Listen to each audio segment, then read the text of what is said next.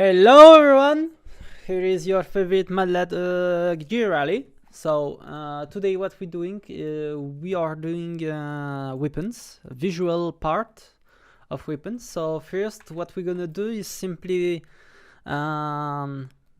see your weapon in the player.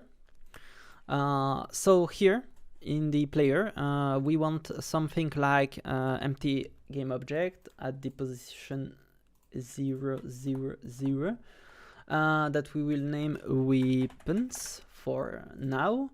Let's add him a rotation constraint which will be based on the camera rotation. Here let's just lock the X rotation and of course activate the constraint. So now let's add the weapon prefab in it like that, and let's download some models for a simple little project. So I recommend to download polygonal modern weapons asset package from the asset store. When you are importing it, you don't need profile, scene, scripts, and that's it. So let's import it, and of course in our project let's just drag it in the store assets and delete the aligned game folder. So now let's get an AK-47 model like here, so go to the AK-47 and here let's drag the first machine gun like that. Oh yeah, I love it. So yes, nice, everything's good. So let's make sure that we see our weapon even if it's near a wall. So let's go. Let's head to the player asset. For tutorial purposes, let's bring this in here, and let's back and make camera. Let's leave it like that. So now when we are on the prefab like this, we can see if we activate the camera actually activates, so it helps us to know what's happening. So here you can create a new camera in the camera, add name it weapon camera, and let's add a new layer that we will name weapon layer like this. And here let's come on, weapon camera like that, and here let's just make it dip only and nothing, and select weapon only like that. So what this will do with our camera, this is where it's starting to get juicy. So let's go to our weapon and let's position it at 0, 0, 0 like that, and let's go to it. And now let's override the simple render of our weapon like here, weapon here, so like that. And now our weapon is on the weapon layer. That means if our player is now want to render the weapon, so if we are resetting the position here and we are having the game, you see it have we are seeing it mainly because it's rendered on the on this camera. Now we need to make sure that this camera is in the depth 1 and the main camera is not rendering weapons. So you can see in the preview that weapons is not no more rendered, and of course make sure that the field of view of both camera is 75 like that. So now why we doing this? Simply because if we add a simple object like a cube and we position it near the weapon, you can see that even if the weapon is inside, we are rendering over it. So this is simple fix for weapon render. Very nice. Now let's check if the weapon is on the correct position. Of course not. So let's position it maybe something better like this. Of course, very good. So now weapon is done. Weapon will copy the rotation of the camera. This is not the perfect way of doing it because we have multiple weapons in the future and etc. So we will modify it a little. So remember to set the camera off, otherwise it will render automatically, and remove the listener from the weapon camera. So this is done. Now what we're doing is very simple. We can remove the player. Oh no, reassign of course the weapon here in the player, and of course if you want you can override this player asset. So now remove the player and we're gonna do some code. What we're gonna do over the code, so simple, very simple. We will head first to our weapon script. Why would we head to this script? Mainly because it have some things that we want to do now. Simply maybe adding a render variable that will help us to simply render variable that will help us to know if you are the player or not, so we can push the weapon on the correct layer in the future. So in the init function, we will just check if our entity has control over it. If it don't has it, that means that we are gonna put the renderer to the default layer. So that way we don't see the weapon through walls like that. And now we can head, of course, to our weapon and assign, of course, our machine gun renderer to, to the good variable. So now let's continue because this tutorial will last too long. So now what we want to add some visuals. Mainly we want just to do trails in this video. So weapon trails, what is this? Mainly it's composed of 3 elements. So they trail in fact, the decoy that will be appearing only on immobile objects, and of course the impact particles that will do the dust and everything. So like this, now we can go to do some nice things, like simply creating these particles. So let's first start by creating a renderer. So let's create the trail. So create a simple object, name it simple trail, and the only component that we will need on it, will be the line renderer. So put it in the 0, 0, 0 position, and the weight will be not bigger than this. And of course, let's make it gradient like that. So the end will always be like this. And let's put on it a material. So here is the beginning, here is the end, of course. Nice, everything works. Apart the name, simple trail, please confirm. Yeah, nice. So simple trail. Yeah, of course you can't do more gradient things because if you check, it is based on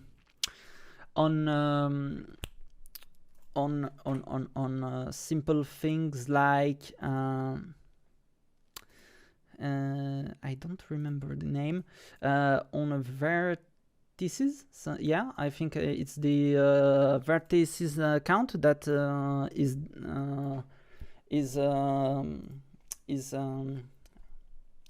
the gradient is based on the vertices count, and here we have only 2 vertices, so 1, 2, and it can only read the beginning and the end of the on the gradient. So nice. Now let's create a new script that we'll name decoil destroyer, like that. I think I forgot to remove it.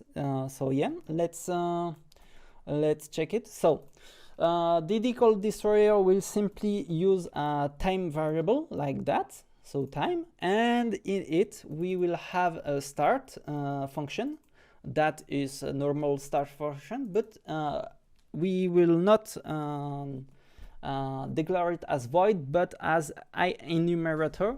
So this helps us to make a coroutine instantly when the object is spawned.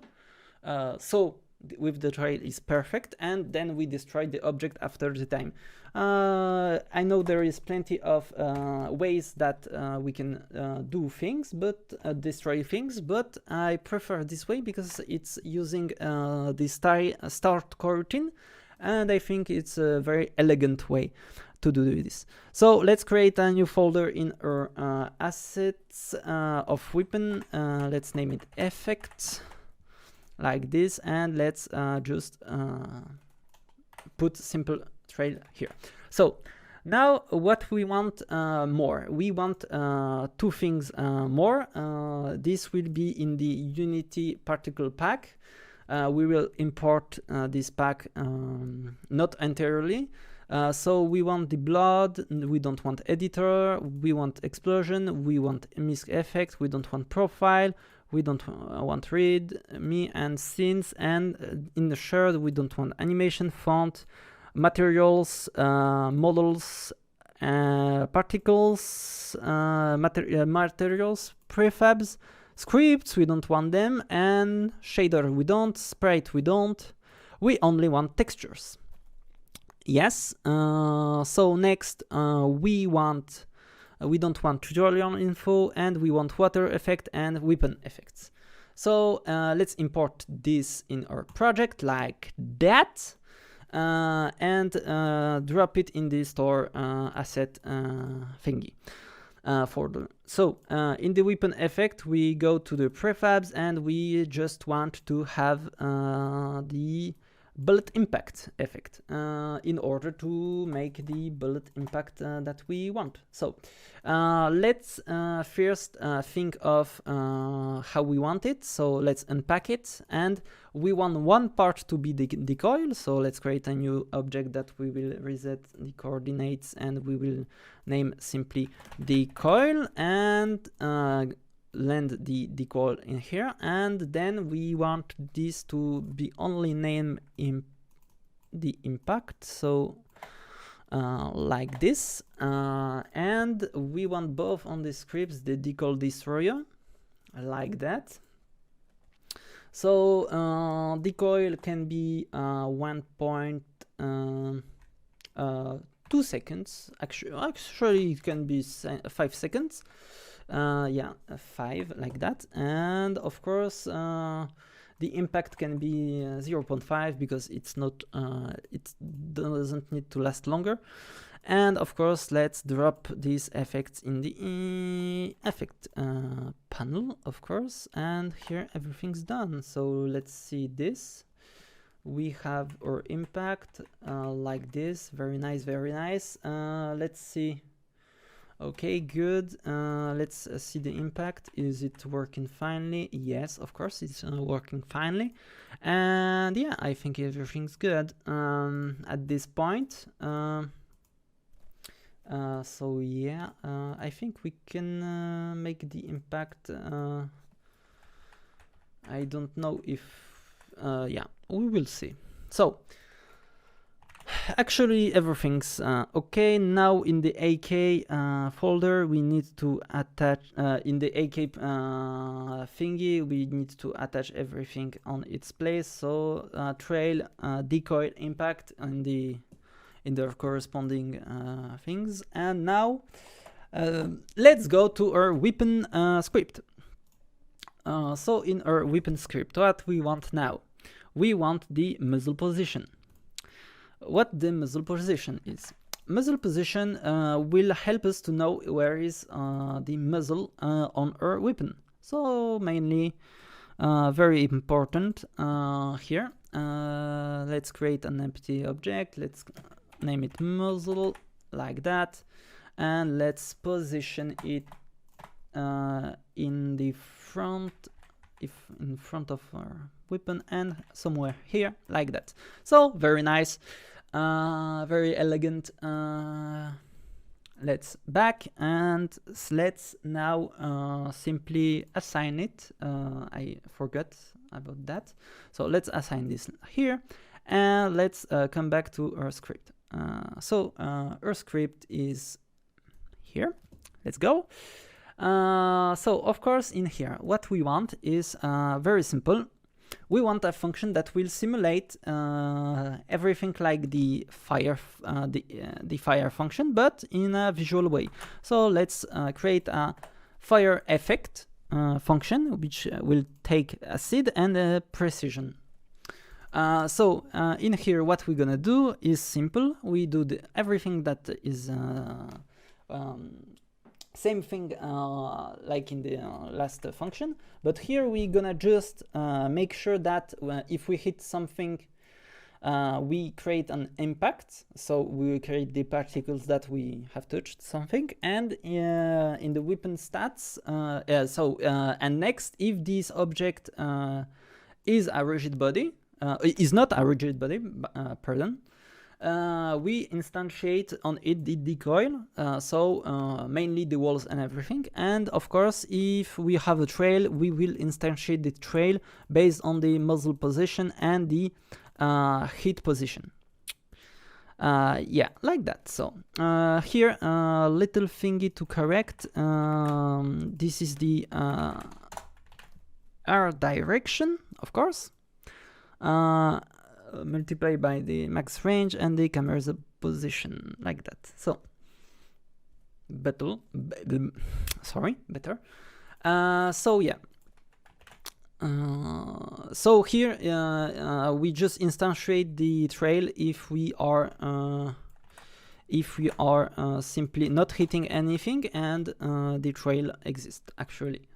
So sorry, it has been already written down. I'm so disturbed actually currently. So now okay, we have weapon. Weapon is good. Is not it's nice. We are now sure that the weapon fires actually, but this is not finished. This is not finished because now we want to go to our player. We want at first to do a simple trick. In the last episode I said that this is not the correct way in the player controller to do this seed. So yeah, actually it's true. So let's remove the seed from our thing. So from our player controller. And now we need to here have a server, oh come on, the bolt network dot server frame variable encapsulated, so it will be modulo 1024 like this. And now we are not more sending the seed via our input, so we now need to go here and in the command just remove this and do server frame. So it is actually the server frame that the command has been here queued, so like that. And of course now we just need to make it modulo like in the top version. And actually we have a correct seed now on both machines, and we are not more sending it through the network. So now we can go to our command and of course remove it like here.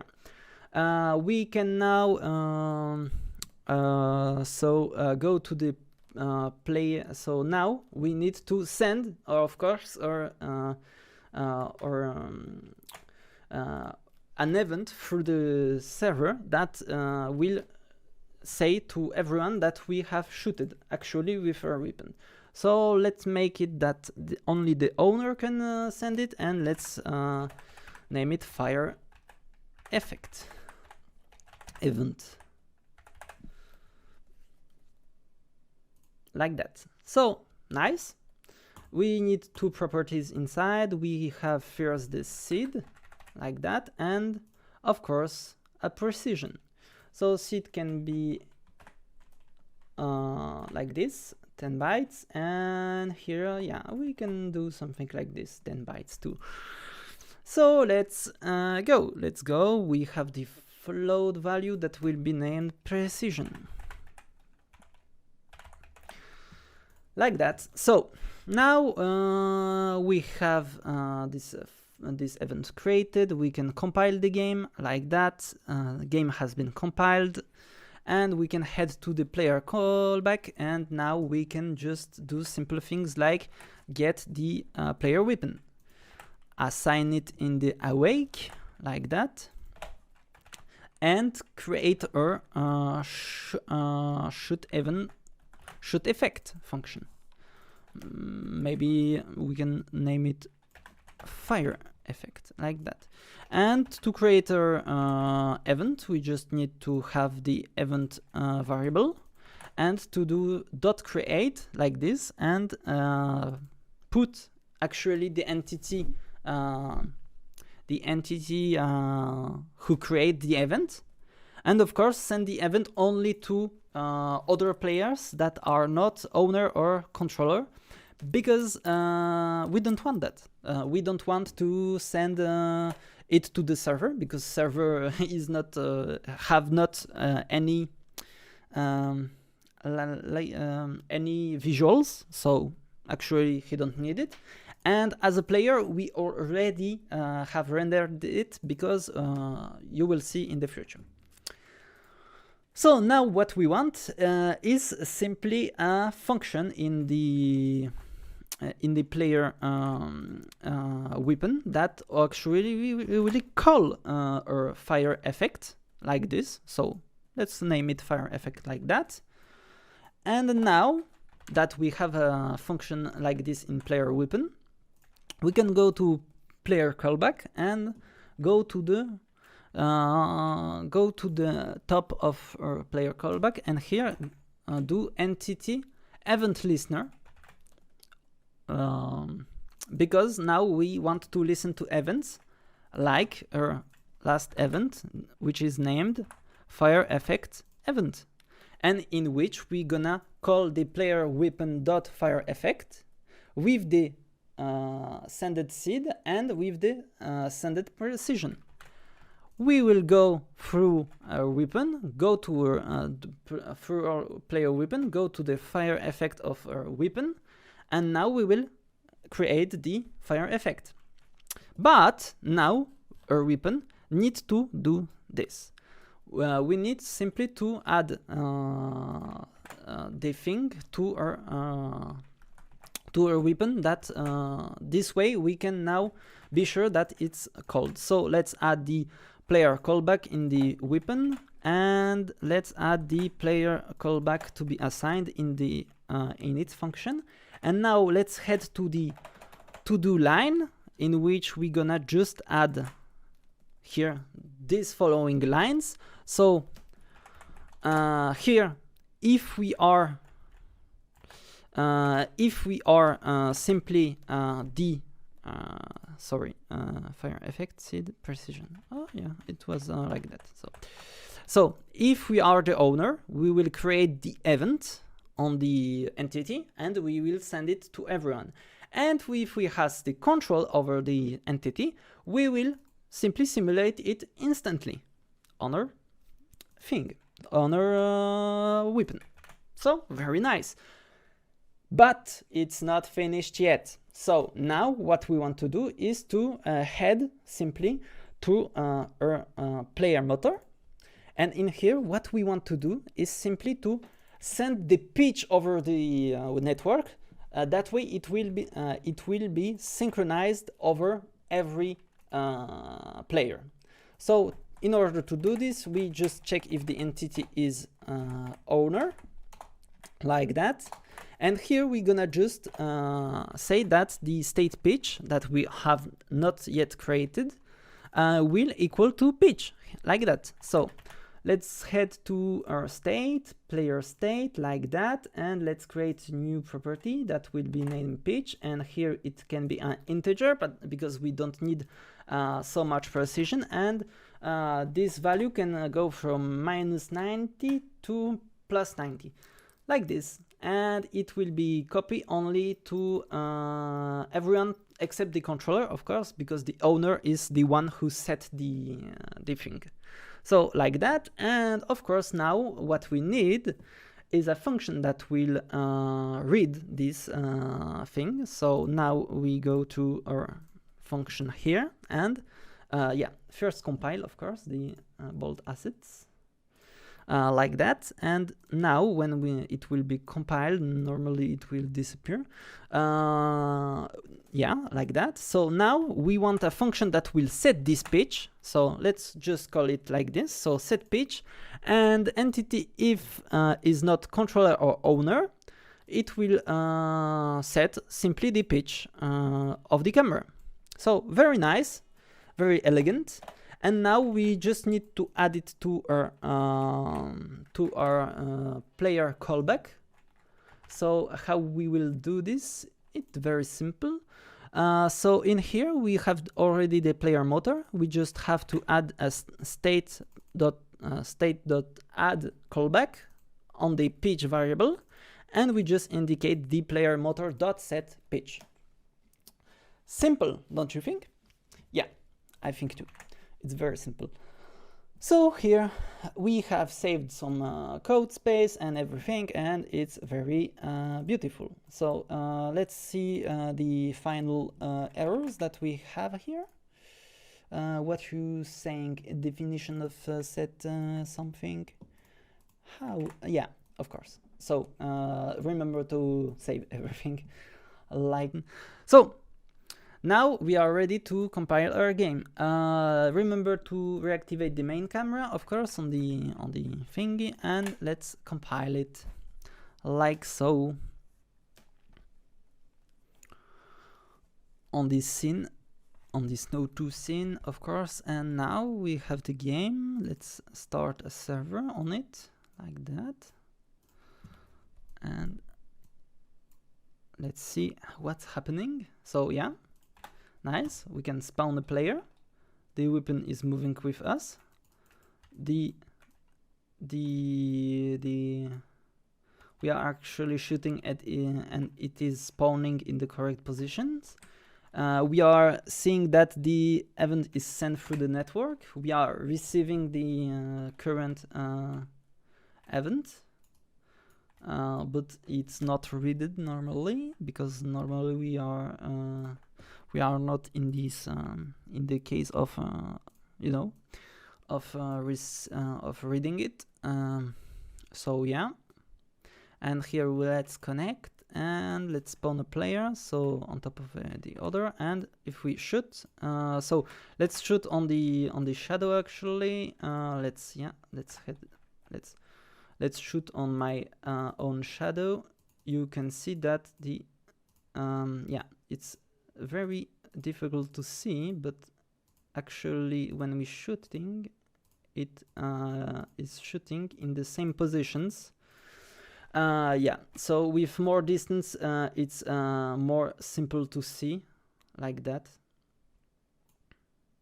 It have the same patterns, and yeah, so nice. Of course it's is subbing live to our player. And voila, simple as that. We have finished it, yes. So thanks for watching. Of course, you have every scripts and everything that I done this episode in the video description in a form of script on the Git. And of course, remember to subscribe, share, check our other social media, Twitter, Instagram, and of course, remember to code every day. Bye.